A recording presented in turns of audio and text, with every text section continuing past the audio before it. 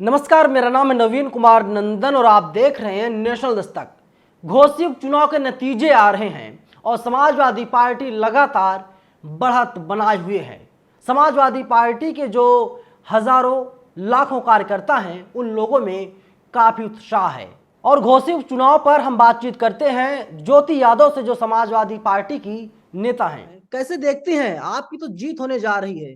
जी, आज की जीत को मैं घोसी की जनता को बहुत-बहुत धन्यवाद करना चाहती हूँ कि आज की जीत ये जताती है, घोसी की जनता ने ये साफ कर दिया है कि अब जनता इनके झूठे हथकंडों में बिल्कुल भी फँसने वाली नहीं है। जो मुद्दे, जो राजनीतिक बात की जाती है, उसी पे जनता बात करना चाहती है और आज घोसी की जनता ने ये दिखा दिया है कि अब ये इनके झूठे झमेलों में ना फंस बिल्कुल भी नहीं फंसेंगी और जीत जिस तरीके से अब घोसी में हुई है और पूरे प्रदेश में जीत होगी। लगभग 5 लाख मतदाता हैं घोसी में, तो क्या लगता है जी। जो हार जीत का मार्जिन है, गैप है, वो बढ़ेगा या घटेगा? बिल्कुल बढ़ेगा और जब चुनाव हुए थे तब कुछ इसमें गड़बड़ भी हुई है। हम्म। कुछ जो मैं वहां पर बात करती रही थी, कुछ बूथ अध्यक्ष थे, तो उन्होंने बताया था कि कुछ गड़बड़ भी हुई है। अगर वो गड़बड़ ना होती तो शायद जीत का आंकड़ा बहुत अच्छा होता और ज्यादा होता। लेकिन होगा इससे क्या? इससे तो सरकार ना तो बनेगी ना बिगड़ेगी। योगी आदित्यनाथ जो यूपी के सीएम हैं, बीजेपी के पास तो पूर्ण बहुमत है। बिल्कुल पूर्ण बहुमत है, लेकिन ये इन शुरुआती नतीजे हैं जो अभी 2024 में जो चुनाव होंगे उसके लिए ये शुरुआती नतीजे स्टार्ट हो गए हैं कि अब पूरे प्रदेश की जनता ने मन बना लिया है कि अब बीजेपी सरकार को हटाना है और समाजवादी पार्टी को लेके आना है। लेकिन बड़ा सवाल यह है कि आपकी ही पार्टी से गए हुए थे दारा सिंह चौहान, वे बसपा में भी रह चुके हैं, सपा में भी थे, जी। भाजपा में चले गए इस समय।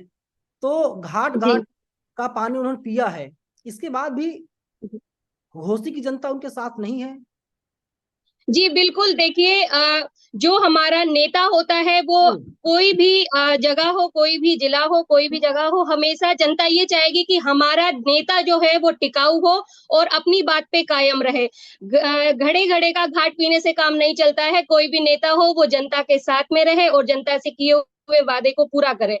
जगह-जगह पर जाने से जनता भी पक चुकी है, अक चुकी है और जनता ने मन बना लिया है कि एक हम ऐसे नेता को चुने जो हमारे साथ में हर समय हमारे साथ में खड़ा रहे। वो तो बीजेपी करती है काम, गरीबों के साथ, आम जनता के साथ खड़ी रहती है, ऐसा बीजेपी दावा करती है और इसीलिए कहती है सबका साथ, सबका विश्वास और सबका विकास।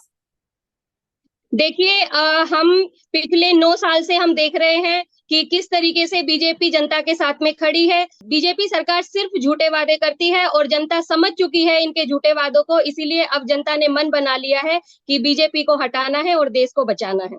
लेकिन ये जीत सिर्फ समाजवादी पार्टी की नहीं है, अकेले समाजवादी पार्टी की जीत नहीं है, बल्कि कांग्रेस पार्टी के जो प्रदेश अध्यक्ष हैं, उन्होंने चिट्ठी लिखी थी और उन्होंने कांग्रेस के कार्यकर्ताओं से बोला था कि आप लोग जाइए, समाजवादी पार्टी के जो प्रत्याशी हैं उनके पक्ष में आप लोग प्रचार कीजिए, कैंपेन कीजिए, वोट डलवाने का काम कीजिए।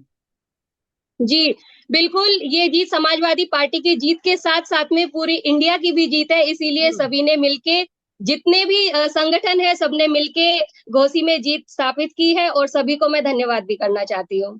टीवी वालों ने बाइकआउट कर दिया है आपकी जीत को। वे लोग नहीं दिखा रहे कि कि घोसी में जो है कि समाजवादी पार्टी का प्रत्याशी इंडिया अलायंस जीत रहा है। जी। इसीलिए तो मीडिया को गोदी मीडिया कहा गया है। वो सिर्फ जहाँ पर बीजेपी जीतती है या जहाँ पर बीजेपी का फेस होता है वो वही दिखाती है, लेकिन उससे अब बिल्कुल भी बात नहीं बनने वाली है, क्योंकि जो जमीनी स्तर पे जो ग्राउंड लेवल पे चल रहा है वो जनता से ही जीत हार साबित होती है और जनता ने बिल्कुल मन बना लिया है। मीडिया चाहे कुछ भी दिखाए, लेकिन जो सच्चाई है वो ये है कि आज घोसी में समाजवादी पार्टी ने विजयी प्राप्त की है।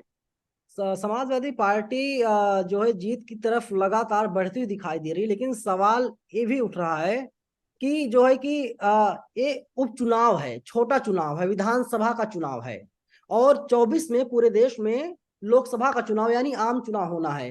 तो चुनाव अलग होता है, जी। राष्ट्रीय मुद्दों पर मतदान होता है। आप लोग इस सेमीफाइनल कैसे कह सकते हैं कि सेमीफाइनल है 2024 का?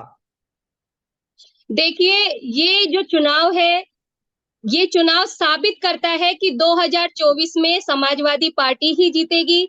हम्म। पूरी जनता ने मन बना लिया है, क्योंकि देखिए झूठ बोलने से, झूठे वादे करने से जनता को क्या चाहिए? जनता को शिक्षा चाहिए, स्वास्थ्य चाहिए, रोजगार चाहिए। जब ये सब चीजों में फेल हो चुके हैं, तो जनता ने बिल्कुल मन बना लिया है कि अब हम ऐसी सरकार को लेके आए जो हमारे बच्चों को रोजगार दे, स्वास्थ्य मिले, किसानों को उनका हक मिले और महिलाओं को सम्मान मिले। इसीलिए इन सब चीजों को ध्यान में रखते हुए घोसी की जनता ने समाजवादी पार्टी को विजयी बनाया है, और प्रदेश में भी जनता समाजवादी पार्टी को ही विजयी बनाएगी 2024 में।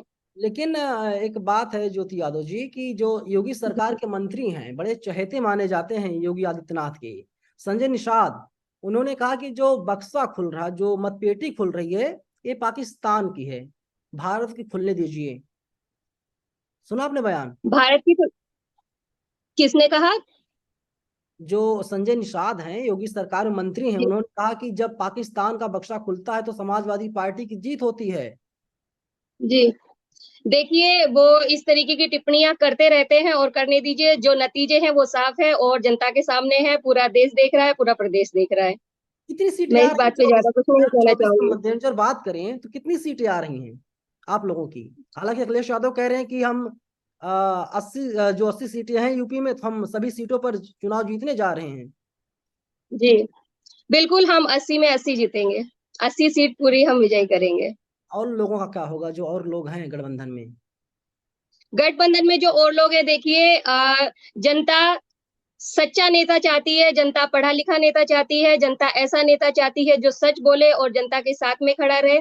जनता ने देख लिया है, जिस पे उन्होंने विश्वास किया, पल पल उन्होंने जनता के विश्वास को तोड़ा है। इसीलिए जनता इस बार समाजवादी पार्टी का ही साथ देने वाली है और विजयी बनाने वाली है। पढ़ाई लिखाई की जब बात करती हैं तो नरेंद्र मोदी भी पढ़े लिखे नेता हैं, उन्होंने पॉलिटिकल एंटायर साइंस से एमए कर रखा है, तो देश की जनता जी, उन्हें। लेकिन उन्होंने, आप बताइए, उन्होंने कितने स्कूल्स खुलवाए हैं, कितनी यूनिवर्सिटी उन्होंने खुलवाई है? अगर वो आप शिक्षा की अगर बात कर रहे हैं, तो उन्होंने शिक्षा के क्षेत्र में हमें दिया ही क्या है?